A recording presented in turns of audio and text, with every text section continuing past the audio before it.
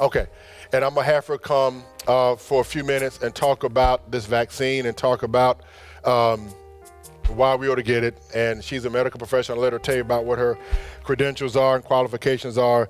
And then she'll take a couple of questions before we finish out. Amen. Can you just give the Lord a hand and show Franchetta some love? Amen. Thank you. Well, good morning, everybody. I'm Franchetta. I am a nurse, a registered nurse. I've been nursing for over 10 years. I also do health education training in the community and for the company, Essential Health Ed. And one of the things that we do is we talk to the community and community like our church here about things that healthcare related issues that people should really know and kind of help us stay healthy and prevent you from going to the hospital. That's my ultimate goal.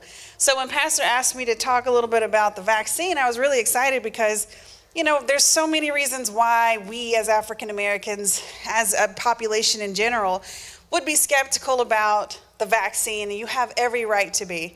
And you also should know facts. I just feel like I just want to make a disclaimer. I'm not here to change your mind or advocate for a vaccine, but I do want to educate you so that you can make the best judgment and decision based off the facts, okay? So the information that I'm going to share, I don't have a slide or anything, but it comes directly from the CDC website. You can also find this at the WHO, which is WHO.gov as well, that you could find the same information that I'm just going to share. So I'm just going to basically talk about, everybody knows what COVID virus is by now, I'm sure you do. But the vaccine that they're offering, there's 3 different versions of it. And there's a lot of people that has this conception that it is going to give you the virus. And I just want to make an emphasis on what this vaccine does. So the vaccine pretty much is like a flag. All right, so everybody, we all have these natural antibodies in our body that keeps us from getting sick. Anytime you get a cold, they start to ramp up. You'll get swelling in your glands, if you've ever noticed that. Your sinuses get congested, things like that. That is your body's natural defense system kicking in automatically. So that is what you do every day. They're white blood cells. That's what we have to keep healthy to prevent us from getting simple infections like a cut that might become infected later. So that's what our body does. So what a vaccine does, it's like presenting a sign for your body. It's like a stop sign, right? So you get this injection, which is the vaccine, and it is a flag that says, hey, antibodies that you already have. It's talking to these little warriors, because that's what they are. They fight these battles inside of your system. So they hold this sign up and says, hey, if you see anything that looks just like this, I need you to kill it.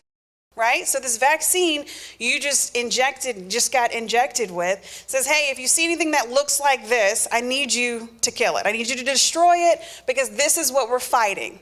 So your natural body antibodies start to make more of these weapons to fight that flag or that symbol. That's what a vaccine does. It just creates a mechanism or encourages your own body to do what it does naturally. And it shows them what to look for when it ever sees it. So some people say, well, I know I've heard people get sick after they've gotten the vaccine. Well, this is why. So you go and you get this vaccine and it comes in and it says, hey, here's this flag. If you see anything that looks like this, kill it.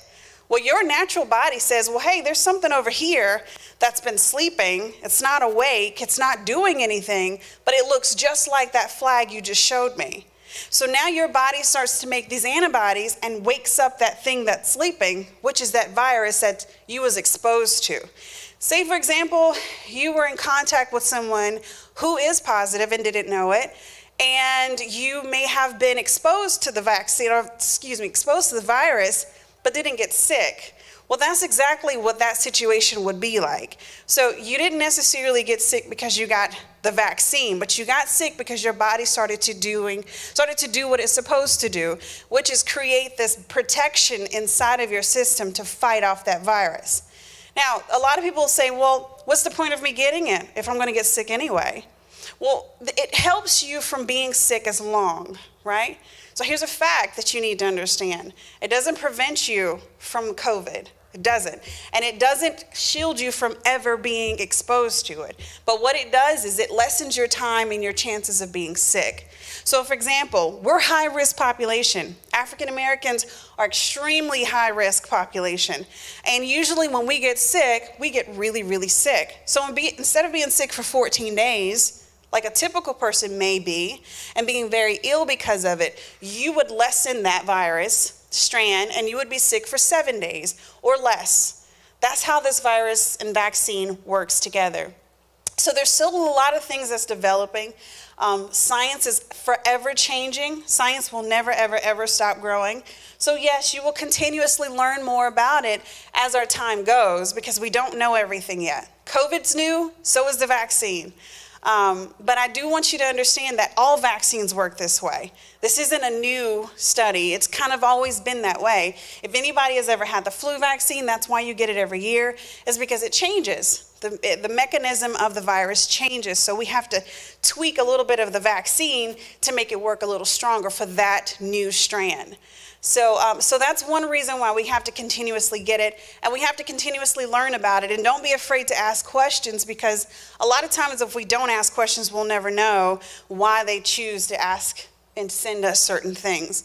So in general, like I said before, it's not giving you a virus. It's literally showing your body what it needs to attack. And if it doesn't know what to attack, then it'll never know what to defeat. So that's kind of how we just want to make sure everyone understands, how that process works, okay?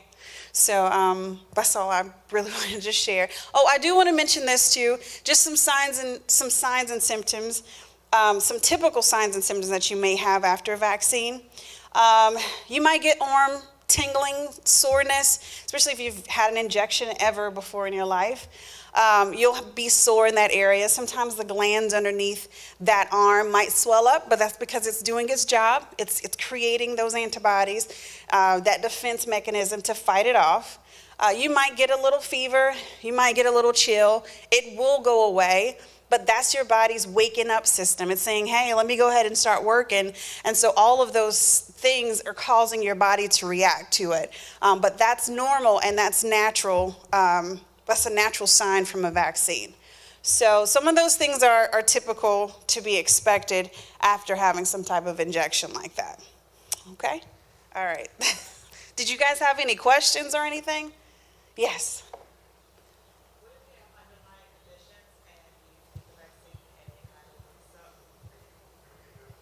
I'm coming. Okay. Well, so she just said, what if you had underlining conditions and it wakes up the what did you say? The vaccine reactivates. So there's a lot of studies about underlining conditions. We all have them. Underlining conditions, for those who don't know what that is like high blood pressure, diabetes, which is also hypertension is another reason for high blood pressure, anything, gout, something like that, something that you already are dealing with on top of a virus. So most of people have some type of underlying conditions. African Americans, chances of us having high blood pressure is just one of our categories. They always say if you are relatively healthy, meaning I have high blood pressure but I take my medicine and I do okay, right? Or I have diabetes but my blood sugars are fine, so I'm okay. Or, I have been diagnosed with cancer, but I'm getting treatments. I'm going to talk to my doctor and make sure that that's okay, but as long as I'm relatively healthy, I should be fine. If you are in the hospital or just been recently released from the hospital for whatever reason, you might have something that you need to talk to your doctors about. However, if you already have underlying conditions and you're relatively healthy, meaning I do take care of myself, I take my medicines regularly, I'm active, I eat well, I do okay, you will be fine. There isn't a lot of data that indicates that would be something you should not take because of it. It actually shows that we should want to take it more is because you got to have a defense mechanism for when it doesn't work. Does that make sense? So like if I have high blood pressure, I take my medicines, and sometimes every now and then my blood pressure is still pretty high, I'm going to go ahead and get my vaccine because I don't want something to happen if I get infected and I don't have a defense mechanism to help me. Because that's where our biggest problem is people are getting really, really sick really, really fast because they don't have anything to help protect them when those opportunities come. So we want to make sure you have something in place for that opportunity. So again, if you take your medicines, if you're not like, needing some extra additional issues, your doctor might want to have other type of concerns. Always talk with them first if you have that type of issue. But if they say that, you know what, I still take care of myself at work, I don't have any other issues, I should be fine to take the vaccine. There is no indications that says that you should not take it. Okay, you got a question? Okay, hey. I heard a lot of people say when they take the second shot that they get sicker the second time than the first. You have a different reaction on the second shot? Okay. So that is okay, so let me explain how this works. So you get the vaccine the first time. Everybody's like, why do you got to get two? Well, here's why. You have to build up a defense mechanism, and it takes a while for your body to really understand what they're looking for, right? So you take the first one, and then 28 days later, they ask you to take the booster. And I don't know if anybody in here, if we're all in public schools growing up in our education system, but chances are you guys had to get vaccinated before you started public schools. It's the same exact thing. You guys got boosters, which you probably don't remember, but you did, right? So you got vaccines and then you had to go get boosters because your body doesn't always know. They'll say, okay, well, we're making what you said we need to make. We're making, like we're watching this flag, we're creating these antibodies to attack this type of virus, but I'm not sure if it's quite right. They'll give you a booster to show them, okay, yeah, this is the correct sign. This is exactly what it needs to look like. Keep making it. I'm going to make it stronger. When that happens, sometimes, and a lot of times we hear this in people who have been COVID positive in the past. So if we call it COVID recovered. If you've had COVID vaccines in the past and you recovered from it, sometimes it makes you a little bit more nauseous or sick. Sometimes you can be nauseous, you can have fever, you can have chills. And I've even had people say, it felt like I had it just all over again, but it went away in a day or two. That's because your body is waking up those sleeping viruses that you had already had, those antibodies that we told you, that sometimes they're like, if you see this sign, kill this virus if it looks like this. And that thing that you had, a month ago that you got healed from is laying there sleeping. It's going to wake it up and make it, create those antibodies to kill that again. So you can feel those symptoms, but it shouldn't last. I know that's a lot of people are like, well, I don't even want to feel that again. But sometimes, and it's not always typical. So you do hear a lot about it, but I always tell people to prepare for those things. Take your ibuprofen before you go. Because if you do develop a fever, that will help with that, right? If you get nauseous or anything, make sure you try to keep your stomach light if that's something that you were concerned with in the past. Just being prepared about it, and then, of course, understanding that those are chances that might happen, but it won't last as long as it did if you were sick in the past. I know that's not very reassuring, but it's that's kind of the facts that we're having to educate a lot of our people on. Does that kind of understand? Okay. All right, okay. This is a question from online. What is the, how long does it take to take effect? Because I know we got multiple different strands of the, not strands, but multiple different vaccines. And there's some misconceptions on, which one, activates quicker or takes longer or whatnot, if you understand what I'm asking. Mm-hmm. So there's 3 vaccines that is approved by the FDA for emergency use only. And I have to say it like that because they're not approved by the FDA. They're approved for emergency use only. And usually they only do that when they are in like a pandemic like we are now, and it's crucial for them to get it out quickly. So let's talk about the vaccines first. You have Moderna and Pfizer, which are the first 2 that are approved, and then Johnson & Johnson just was released. It should be released soon to also be approved for distribution as well. Pfizer and Moderna are similar. They act the same. They're about 92 to 94% effective. It's not 100. There's nothing 100%, okay? So let's just say that. But 92 to 94% effective of treating the virus. Now, they say that it gets to be 92, 94% after the second dose. However, there are studies that are developing that indicate that it is effective 2 to 14 days after administration. You do have to give your body time to produce those antibodies and be effective. People that are immunocompromised, that have some type of autoimmune disorder of some issues like lupus or HIV or anything like that, that's a little different for them. But typically, in a relatively healthy person, even with underlying health conditions, it should start within the 2 to 14 days, giving your body time to really react. Now, Pfizer and Moderna are, like, they call them protein spike indicators, pretty much. They really just show your body the flag. Hey, if you see this, kill it. That's how those viruses are called. You might have heard it called mRNA as well. That's what that is. It's a protein spiker to identify exactly what it looks like to show your body what to do. Johnson & Johnson is a one-dose vaccine.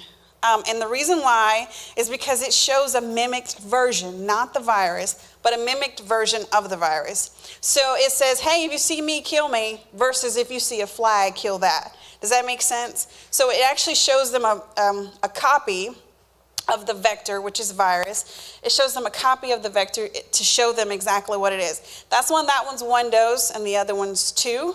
And they pretty much work all the same way, about 2 to 14 days before it starts to take effect. Again, that data is still developing though. So we really don't know exactly for sure, but that's just what we know so far. Yes, sir. This is another question that was online. Can a person who has a history of epilepsy take the vaccine? Oh, that's a good one. So epilepsy is seizures. Somebody's having some seizure issues. Yes. Now, again, they're relatively healthy. I take my medicines, but they should always consult with their doctor first. That's always the most important thing, and I do want to just put that out there. If you have a provider that's following your disease or processes pretty regularly, you want to make sure you consult with them first. Always consult with them first. If you're on a medication that's very sensitive, and sometimes people that have epilepsy have a specific medication that cannot be integrated with other medicines, you need to also talk to your doctor about that first. But as long as you're relatively healthy, again, that means that my sickness and my illness is under control with medication and treatment and dietary changes and exercise. I should be fine to take that virus. So there isn't anything indicating that that person cannot have it, even with epilepsy. So. Another question online. Okay. Is it safe to take the vaccine while breastfeeding? So that's another one. So breastfeeding, pregnant women, we'll categorize it that way. So if you're breastfeeding and you are pregnant or you're pregnant, there is studies that say you need to consult with your doctor first. They are saying that if you are trying to get pregnant, it is okay to actually get the vaccine. But if you are breastfeeding and you are pregnant, actively pregnant, consulting with your physician is going to be your first goal. There isn't anything that indicates you can't have it, but pregnant women, they are not administering the vaccine for, just because there's still ongoing data about the vaccine crossing the placenta to the baby. Want to make sure that that's going to be a safe dosage for the baby while she's pregnant. So you want to make sure that that person consults with their doctor before they get that vaccine. Okay, hey. Hey, yes, my question is, like long term, 6 months, 9 months down the road after you've taken the vaccine, is there a percentage of it harming your body, or we do not know the side effects, 6 to 12 months out? Yeah, so again, this vaccine is new. COVID is new. We have data that shows what it looks like 6 months to 9 months in, from the trials, the initial trials that they have. There isn't any long-term effects of it so far. Again, this vaccine for COVID is new, but it's been developing for years. The ingredients for it is also listed on the CDC's website. Like, we look at all of our ingredients in our food anyway, right? So, but those are there if anybody ever wants to look at it. But from what the study says so far, there isn't any data that indicates that there will be some long-term residual effects. Okay. Again, we are looking at data from here. We're looking at data from, of course, collected here in the U.S. and Italy. All that data is shared through the WHO's website, so they want to make sure that they can cross-counter whatever type of reactions for long-term, because they started their vaccinations before we did. So a lot of our data is coming from their long-term study as well. And so far, what we've been able to gather is that there isn't much indication that there is a long-term residual effect from the vaccines. So that's still going to be collected even from years from now. Okay? Any other questions? These are some really good questions. We're good? Okay. Well, thank you so much. Yes? They're suggesting that people who, once they're vaccinated, they can go out and don't have to wear masks and all of that. Oh. But if it's saying that the vaccine is not going to prevent you from getting COVID, should it be encouraged that people should still go out and just be? So it's really tricky because if you look at a bunch of different other places, they'll say, well, once you get the vaccine, it's normal. It's not ever going to be normal. But what it is going to be is it's going to be safer for you and your household who are all vaccinated to be around another family that's vaccinated in their household, because those two vaccinated families have just decreased their chances of getting COVID. So they still want you out in public. If you're at the grocery store, if you're in large groups and crowds, still wear your mask. But if you're in small gatherings with other vaccinated people, it's kind of like we're not going to tell you to take your masks off, but we want you to still be smart about it. Yeah, we still want you to be smart about it. So if you're in large groups, I still wear I'm vaccinated. I still wear my mask in large groups, but in small settings with my family that's also vaccinated, we don't. And that's actually been one of the blessings is I get to be around my 80-something-year-old grandmother without my mask on because she's vaccinated, I'm vaccinated, and we're both in a safe environment. But if I take her out into a store, then she'll wear her mask and so will I. That's kind of how we're going to play that until we have more data to indicate otherwise. And that's just the safest way to go. Yeah. Okay, is that all the questions I had? Yeah? Okay. Well, thank you so much. And if you guys ever had any other questions, Pastor can get those to me, and I'll make sure I get you some information that you can have for home too. Okay? Thank you so much.